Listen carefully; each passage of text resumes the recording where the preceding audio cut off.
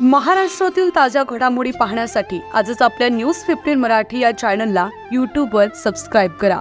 तसेच इंस्टाग्राम आणि ट्विटरवर फॉलो करायला विसरू नका। न्यूज 15 मराठी, आवाज जनसामान्यांचा।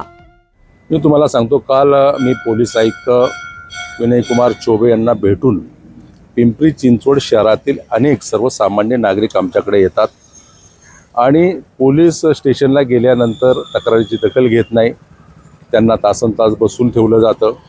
अशा प्रकारचे अनेक प्रकार घडतात। त्या संदर्भात मी त्यांचं लक्ष वेधलेलं आहे। खास करून काही पोलीस स्टेशनचा त्याच्यामध्ये उल्लेख केलेला आहे की त्या ठिकाणच्या असणाऱ्या पोलीस अधिकाऱ्यावरती नाराजी प्रचंड त्या भागातील सर्वसामान्य गरीब नागरिकांची।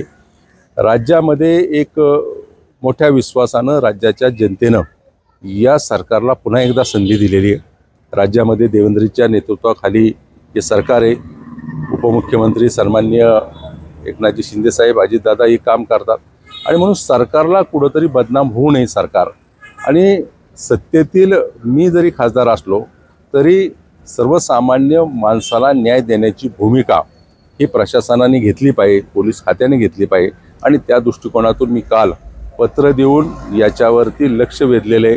पोलीस खात्यानं अशा प्रकारच्या कृत्याला खतपाणी न घालता सर्वसामान्य माणसाला न्याय देण्याची भूमिका घ्यावी। शहरात आपण पाहिलं तर लोकप्रतिनिधी जे कार्यकर्ते असतील किंवा लोकप्रतिनिधींचा दबाव असल्याची दबक्या आवाजात चर्चा सुरू आहे। पोलिसांवर तो दबाव मोठ्या प्रमाणात। मी आपल्या माध्यमातून पोलीस खात्याला सांगतो की कुणी लोकप्रतिनिधी चुकीच्या पद्धतीने दबाव टाकत असेल, चुकीच्या पद्धतीने काम करून घेत असेल, त्याला खतपाणी घालू नये।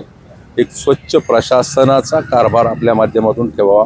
राज्यामध्ये एक सक्षम सरकार आलेले आहे आणि सरकारची प्रतिमा अतिशय चांगल्या प्रकारची आहे आणि ती प्रतिमा डागाळण्याचं काम कुणी देखील लोकप्रतिनिधी केलं नाही पाहिजे, पोलीस खात्याच्या अधिकाऱ्यांनी केलं नाही पाहिजे किंवा सर्वसामान्य जो प्रशासनातला अधिकारी त्यांनी देखील केलं नाही पाहिजे।